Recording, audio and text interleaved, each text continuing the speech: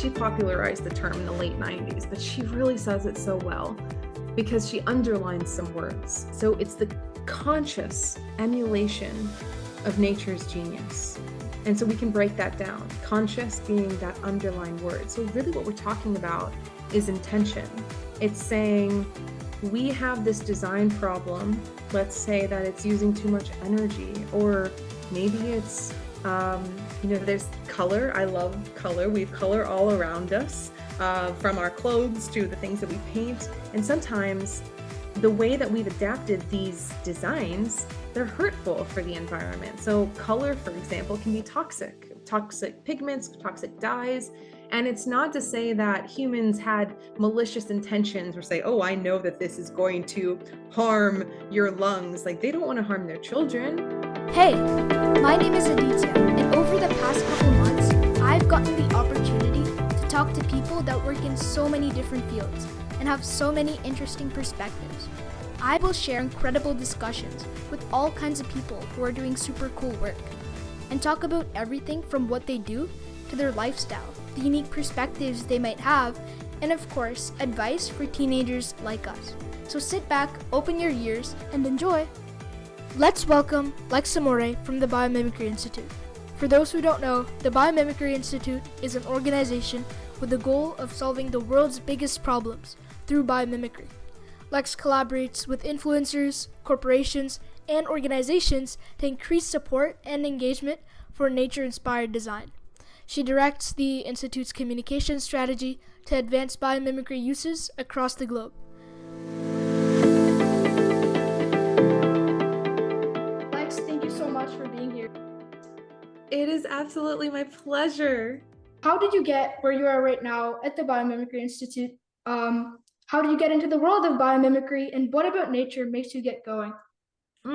So many good questions. Well, it started when I learned about climate change. I was actually in my 20s and I had no idea what was happening with the world. And then once I knew, I couldn't not know. So I had to absorb all the information I possibly could. I read so many books, so many articles, and then felt really mad and upset that people knew about this for decades and that they weren't doing anything to change it. And so after years of climate grief, I had been working with sustainability companies, and really some amazing influencers making changes, but I still felt like myself, I was kind of hopeless, and that I could tell stories, but I didn't feel necessarily that I was doing a lot of impact myself. And so when I found this talk from Dana Baumeister, who was talking about biomimicry and this novel idea of what if we asked nature how to survive in the world that nature has adapted to live in, and then translated those strategies into our own design, not only did I get to find a way out myself and think, this is something I can use critical thinking skills and I can solve all kinds of problems by thinking about it in this way. But then I also felt so much hope because then I realized so many other people were doing this. A lot of people were applying this kind of thinking. And so for the first time in years, I felt like I could breathe just a little bit easier, and also felt inspired to act. And what I realized is when we're inundated with all this bad news and all these challenges in the world that are basically saying, like, we have no hope, that doesn't inspire you to actually want to do anything about it. It paralyzes us in fear, and you don't really know where to start. And so with biomimicry, I got so inspired by the idea that I could help a part of this journey. And so I joined the Arizona State University Masters of Science program. I went through to get my master's, and along the way, I studied under Dana herself, and I was a teaching assistant for her for a few semesters.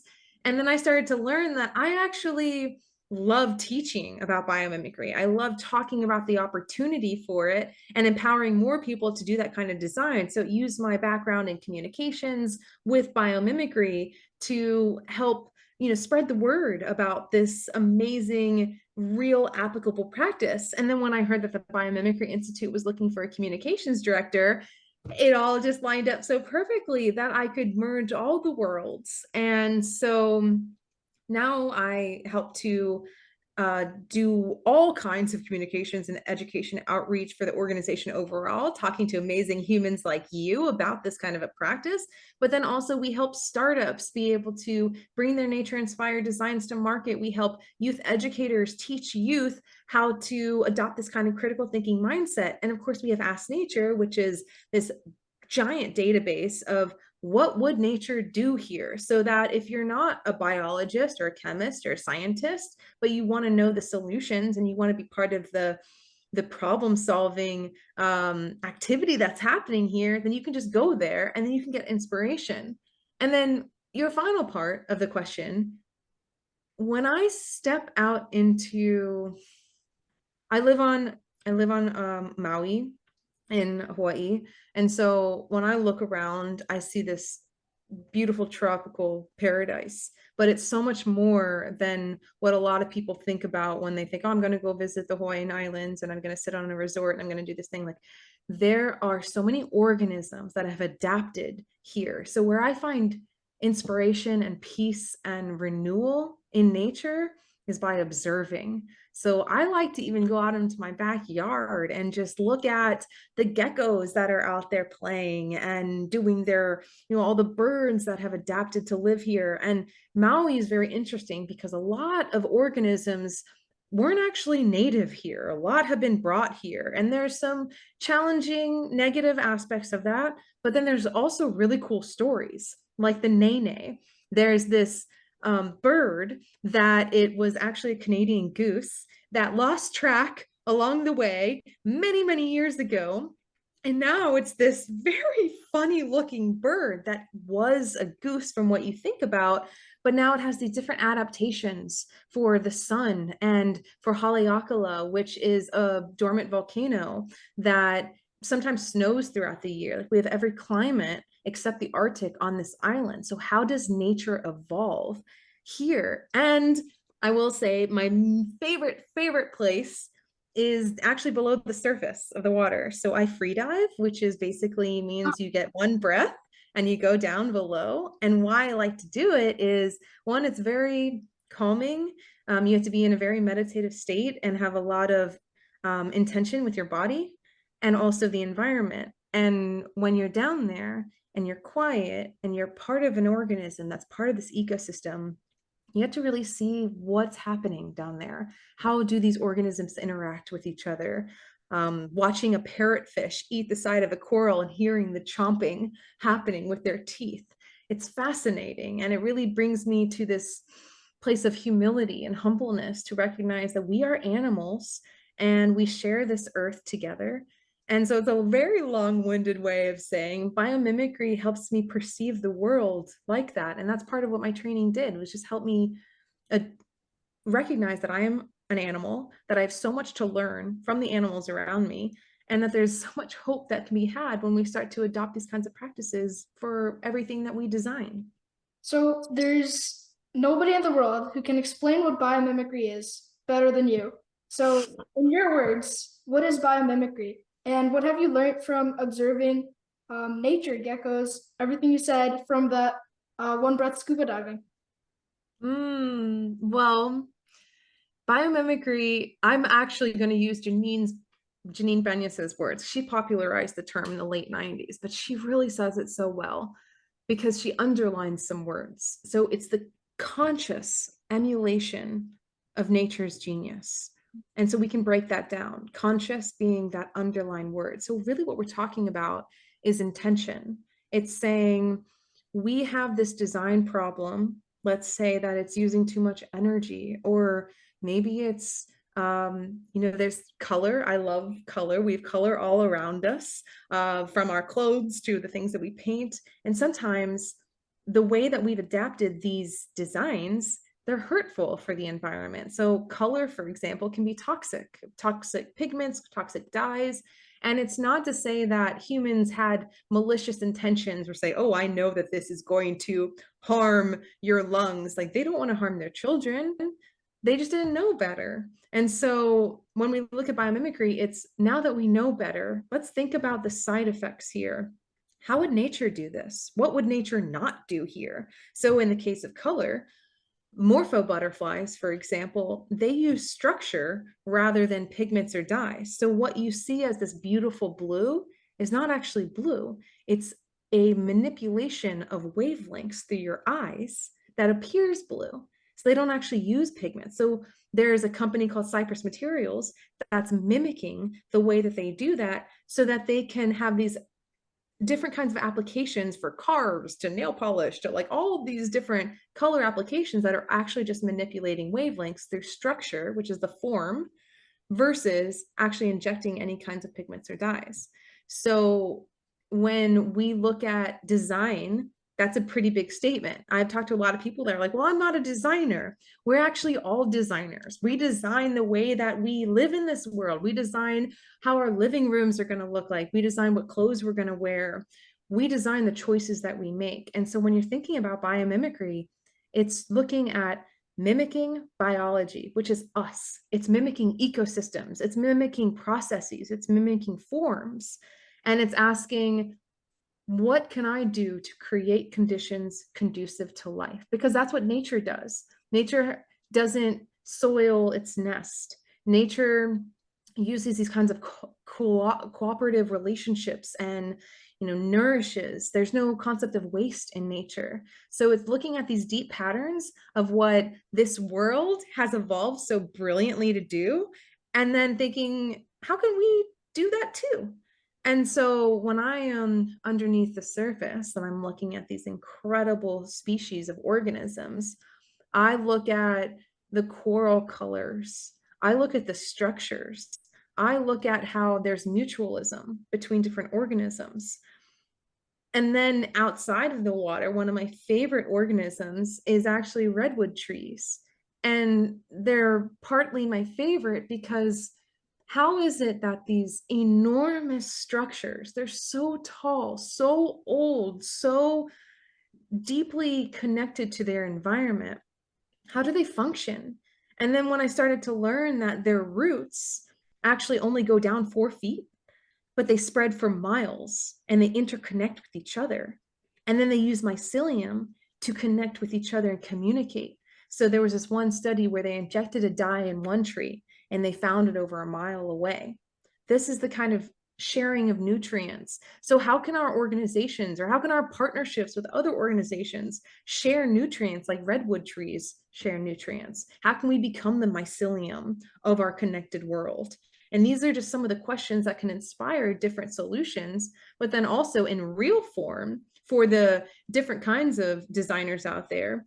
A team like Wearwool would look at that discosoma coral that's magenta and vibrant pink, and they were passionate about fashion and they were tired of having these toxic chemicals leak into their waterways. And so they studied the protein molecule that actually makes that magenta bright and beautiful and mimicked it in the lab so that they can create textiles and fabrics that use that same kind of protein-like structure.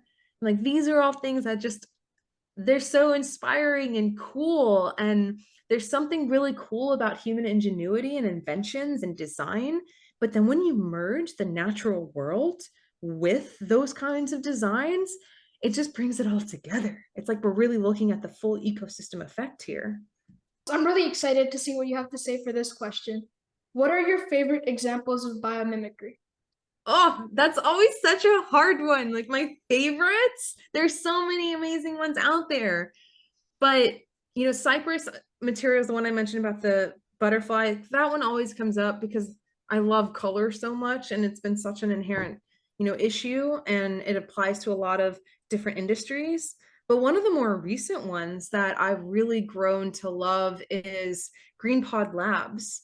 This is a biotech company based out of India that's looking at the issues with transportation and food loss. So a lot of the ways that transportation works in places like the United States, completely different. But in places like India or Kenya, they have a farm and then they have a different kind of mode of transportation, which loses about 60% of its food just in that processing. So they don't have refrigeration, and it doesn't make sense to have refrigerated trucks in those kinds of ways.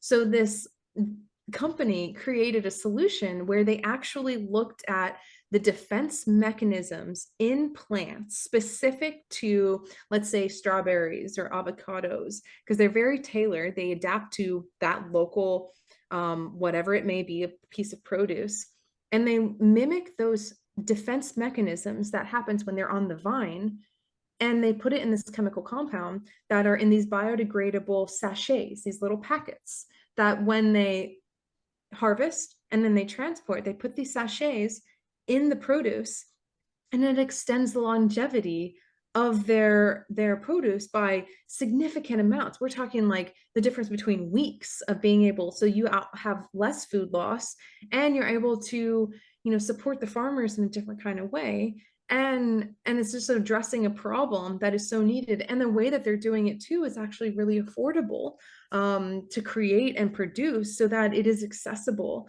And something like that, when you're talking about food, like, it just really hits home for that to be not only just a so smart way of looking at how nature functions, but then doing it in a way that is actually going to make a big difference.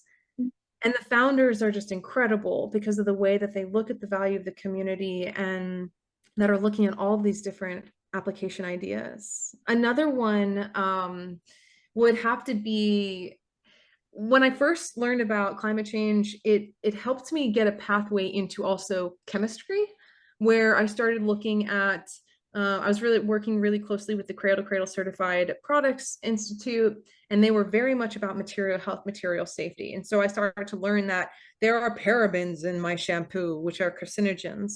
There are these words that I can't pronounce in my toothpaste and in my laundry detergent, and they're everywhere. We have designed so many things around us that are inherently hurtful for our bodies and for the environment. I mean, there's Maui just enlisted a real law about having some certain chemistry in sunscreens, for example.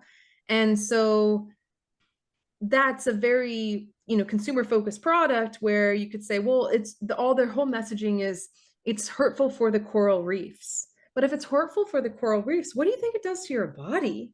And so I got really, really interested in chemistry. And so this new company, that went through our Ray of Hope Prize program, it's called Sudoc. And so they actually looked at, cleaning products, which is inherently very, very toxic, in a lot of ways. And they actually replicated the way that our liver enzymes work. And they put that kind of mechanism in this cleaning product so that it's non-toxic, it's easy to transport, they use minimal waste. It's actually in a little packet that you add to water. And it's just addressing a problem that hits home.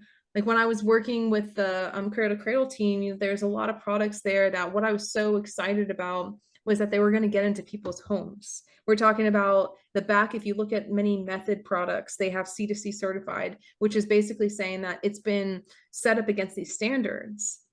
But the next level is looking at the full ecosystem effect and how it relates to biomimicry, is why we're looking at, big ideas like, what if the entire fashion industry functioned like an ecosystem? What would that look like? How can we decompose the waste that's building up in places like Ghana, where a lot of people are just saying, oh, well, I'm giving these clothes that no longer serving me to Goodwill, but really what ends up happening is they get taken to this pile where locals can't necessarily do anything with it, and it's just creating excess greenhouse gases and creating waste and all these other issues. And so what happens if we both degrade and decompose what's there, but then we also influence brands to design for decomposition in the beginning? So like these are, I love the breadth of it, but I could go all day about like my favorites that jump out because there's just so many. My favorite is Sharklet Technologies. This was Ooh. in Janine Benyus's TED Talk also. So she was talking about a shark, and they're inspired from the shark's texture. The texture is microbial resistance. So that is now being used in hospitals to save lives, millions of lives. So that's Yeah. something that inspires me. One thing I've taken away from these examples is that nature has evolved for billions of years. So when you're inspiring from nature, there's no way it can go wrong. It's just a guarantee sticker on whatever the product you're making. So my question is, when you're trying to biomimic something, you're looking for certain elements. So it can be structure, it can be color. So for the Shark Light Technology example, you're looking at structure. So what are other elements that you can be inspired from? Yeah, that's a great question. And I love hearing that that's your favorite. It's one of mine too.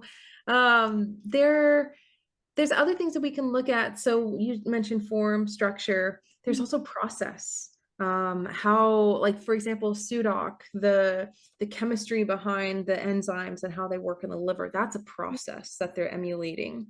But then there's also ecosystem.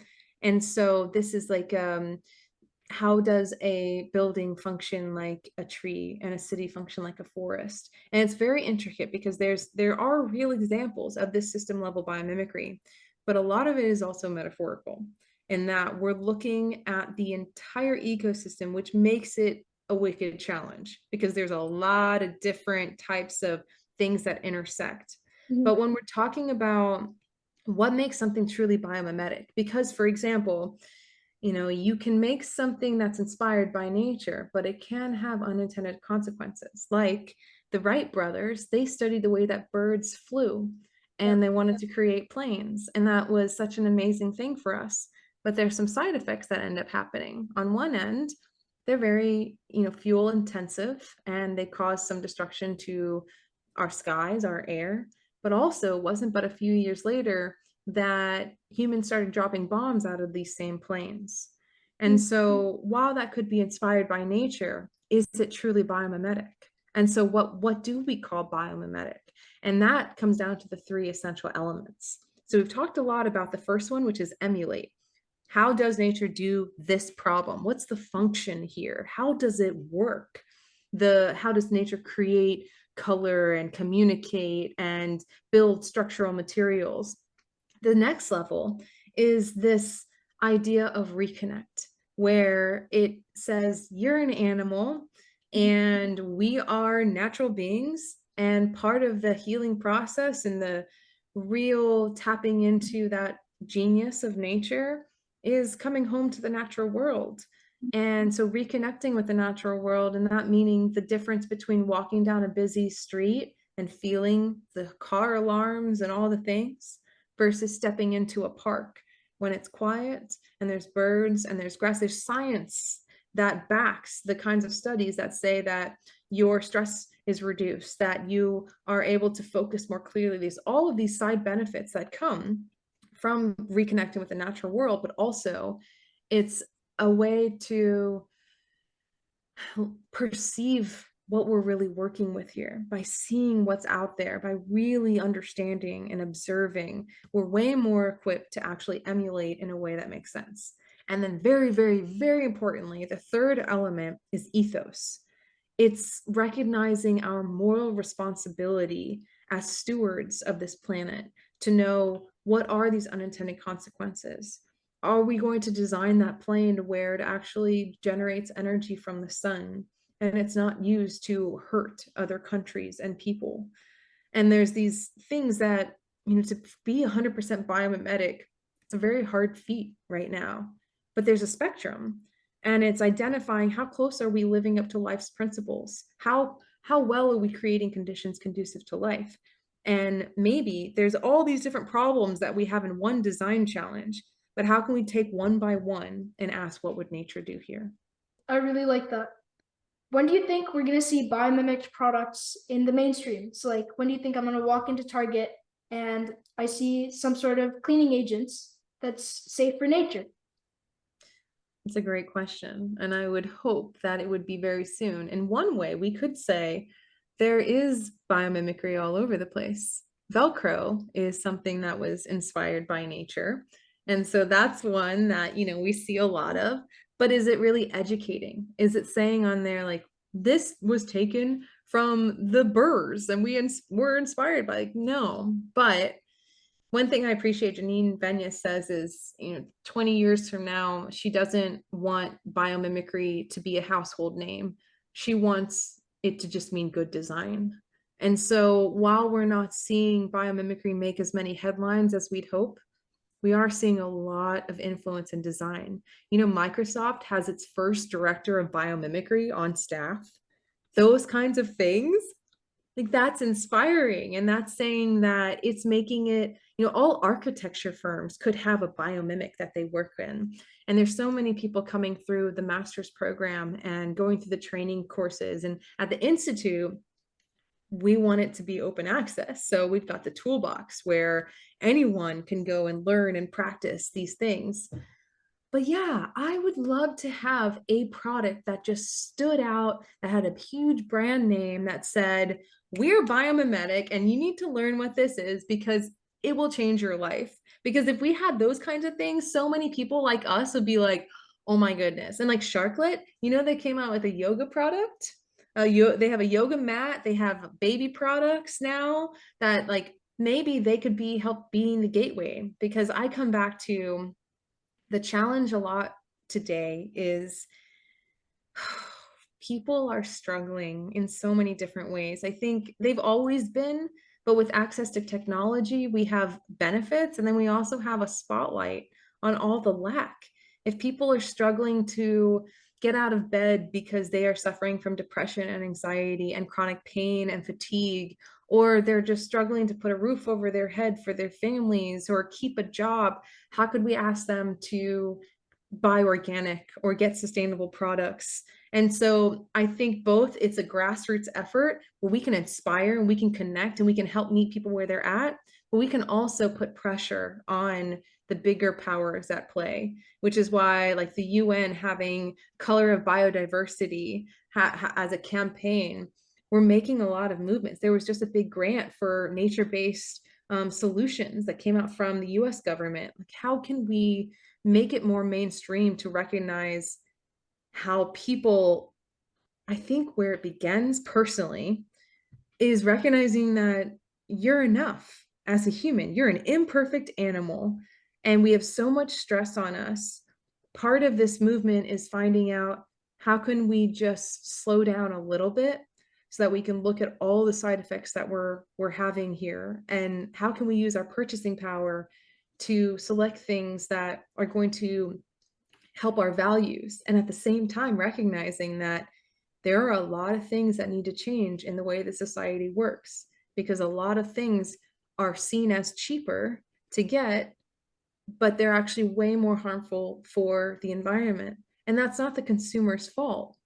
It is the brands and it's these bigger corporations that need to take some responsibility. But having conversations like this, we can talk about these things and we can inspire others to care. And that's one of the things I come back with empathy is when we start to connect with our natural world, we start to relate in a different way. We can learn about that ecosystem. We can learn about that one endangered organism that's in our own backyards. And if that inspires one person to learn from that organism and to, unfortunately, in so many ways, have to explain the value of that life, which is something why I say unfortunate, because we shouldn't actually inherently have to do that.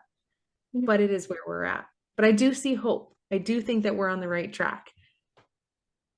Okay, so one final question. How do you reconnect with nature? It's something I want from too. I love going for just simple walks, being able to listen to the birds, no headphones or anything. Obviously I go down deep into the water, so that's a different kind of reconnection. I try to get out on as many hikes as I can. And sometimes there are days that I can't actually leave. And so I tune into my own body and I listen to my breath and I try to focus on that gentle, loving acceptance and that oneness and maybe try and manifest my favorite place. What about you? I am a passionate hiker. So there's where I live, I'm really happy to have like so many trails. There's this one called the Bruce Trail that goes like so many kilometers from one side of our province to the other. That's amazing. Do any of your friends also like hiking? I think so, yeah. And anyone's gonna love hiking. It's like Great. It's just getting them out there, right? I really want to go scuba diving one day, but I haven't gotten the opportunity. Do Well, that. one day, if you and your family come to Hawaii. I will certainly do it. Okay, so that wraps the podcast for today. Thank you so much for being here. It is absolutely my pleasure. I'm so happy to be able to connect with you. Maybe before we end, if you don't have maybe a couple of words that you could share too about like why you're passionate about biomimicry. I also really want to make some difference in the world, solve some big problem. And biomimicry lets you do just that. Yes, I believe that you can. Oh, thank you for sharing because it really, people like you help inspire me to keep doing what I'm doing because I really think that there's some hope here and hearing how it's touched you, and you should always be looking at trees for no reason. How do you inspire companies in general and people where they have bigger problems? It's usually an invitation to get curious and to think that, we are a really creative species, but we can always ask different questions and we can learn. And I think that's a true sign of wisdom, is when you realize the more that you figure out, the more you don't have it figured out. And so when I can bring a place of humility to some of these, companies and people out in the world doing this thing and saying, it can be daunting when we have all these challenges, but what we can do is look at the context that we're in right now, look at your influence, recognize that you matter because you're already enough, because you are an imperfect animal here on this planet whirling around the sun in space. Coming back to just, there are things that we can do here right now, and that is a step in the right direction.